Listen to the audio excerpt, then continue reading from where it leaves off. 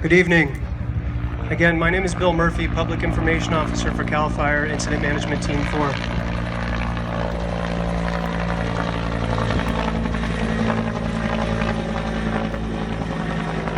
I'd like to take this time to recognize a couple of local officials that are with us. 5th District Supervisor Dave Potter.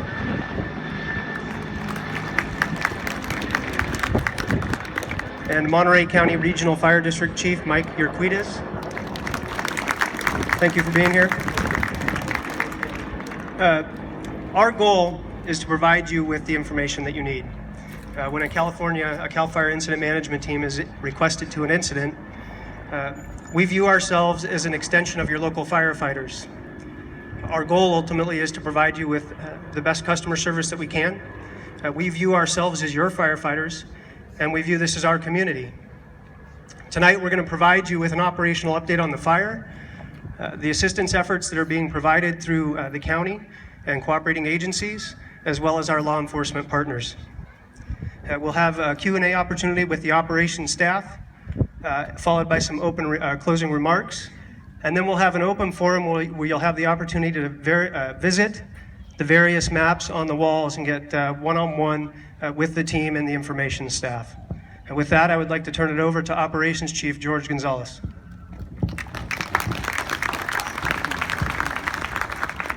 Good evening, everybody. George Gonzalez, Incident Management Team 4.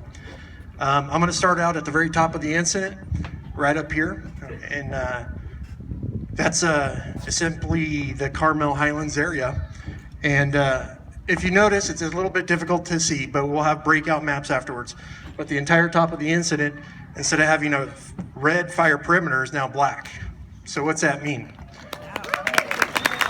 There you go. So coming on down on the side, we've continued black through here all the way up to what we call Division B. We're working in Division B. We expect to put more black on the map. That's a fire perimeter. That means that fire in the area is no longer growing, and we have a defensible space, a dozer line, a hand line, or some sort of construction. Now, we personally flew this just a few hours ago. We were able to validate all of this information. We are continuing down the entire right side of the incident, down to the south, and we're putting line in all the way up through San Carlos, assisted by helicopters.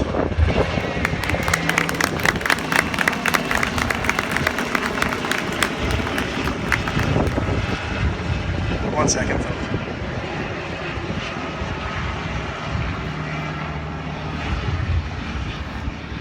We're putting dozer line, hand line construction in here so the fire doesn't go to the contingency line, which is east of the San Carlos area, Rancho San Carlos. Down south of Rancho San Carlos, we have black line again, which means no fire growth.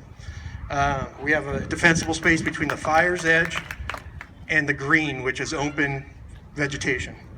We're working all the way down to the White Rock area.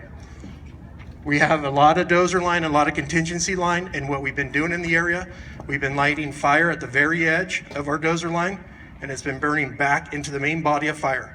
That's the same tactic we've used all this area. That's why we're utilizing the helicopters. We have good air here.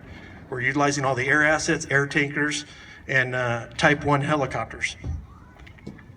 Continuing on down, we're going on the fire's edge. We built a contingency line through this area right here, White Rock area, all the way around, big contingency line, and we're using a firing operation to go on the dozer line, complete radius, and we expect to finish that up by late tomorrow. So we will have a large section of this area black lined as well. Continuing down towards the south part of the fire. Fire is actively burning very intensely. Been having a lot of spotting issues, a lot of geographic issues, terrain, access. It's burning towards the wilderness, into the wilderness. We have started constructing lines all the way around the wilderness, and we're using the local road systems. And we feel that if we find a good opportunity within the wilderness area, we'll be able to take a turn in there and start building lines ahead of the fire as well. This is a very difficult piece of the fire. It's given us a lot of challenge, but we feel confident that we'll find something. As we come around here, the fire in the Pico Blanco area, it's held up near the, just south of the creek there.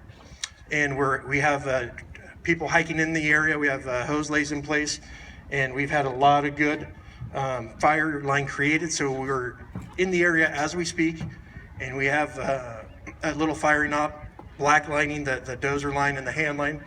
So we expect good containment in that area as well. And that continues all the way up towards Palo, Colorado. Mid-Coast Station, there's a lot of work to be done, a lot of steep access in the area, but we flew it. It looks good. We conducted several firing ups in the location. We created a lot of black line in the area. We're not out of the woods. There's still a lot of hot spots, a lot of work to be done.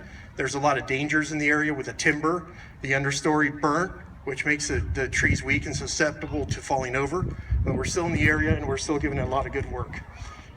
We've had little to no movement all along the coast, and we've had some movement way up here near the Garaparda State Park, and we're actively putting resources in there as well.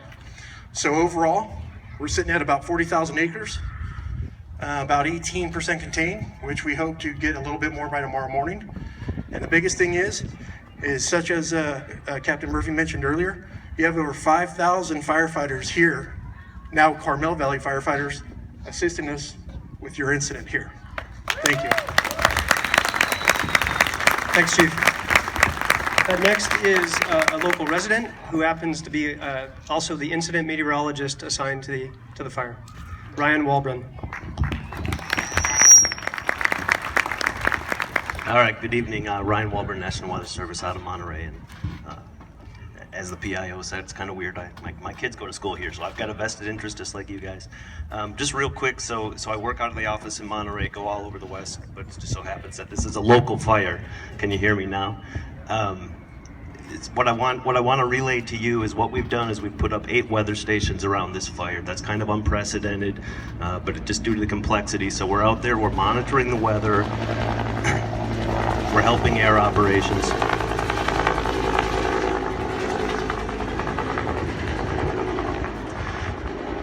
So one of the main reasons that I'm here is really to provide for the firefighter safety, and that's really just letting them know of any wind shifts, if there's going to be any thunderstorms or anything like that, anything unusual. So that's first and foremost, just make sure that they're all safe. Second, of course, is public safety, right along those same lines. So day to day, we're constantly monitoring the weather. We're also modeling the weather. At the office in Monterey, twice a day, we're running high-resolution models that are showing exactly what's going on with the marine layer, what's going on with the winds, that type of thing. For about the last 5 days here in the village, you've noticed that the smoke has been very heavy. It's less right now. And what's happening is we're getting a wind shift to a west wind, excuse me, and that's working in our favor. So right now you can actually see the fire out there, and for the first time in about a week or so, we've actually had that west wind. So that's really going to work in our favor, the sea breeze and the marine layer. So we can feel good about that. The troops have been briefed on that, and we're feeling good about the way the wind direction is blowing right now. And then just so finally, the next gentleman who's going to speak, I work with him. He's the fire behavior analyst, and we've got a team of people here where we're modeling the fire kind of continuously, trying to show where it's going, constantly putting in those weather inputs in there to basically give you the best forecast that we can for where this fire is going to grow to. So with that, I'm going to bring on up here Mr. John Heggie.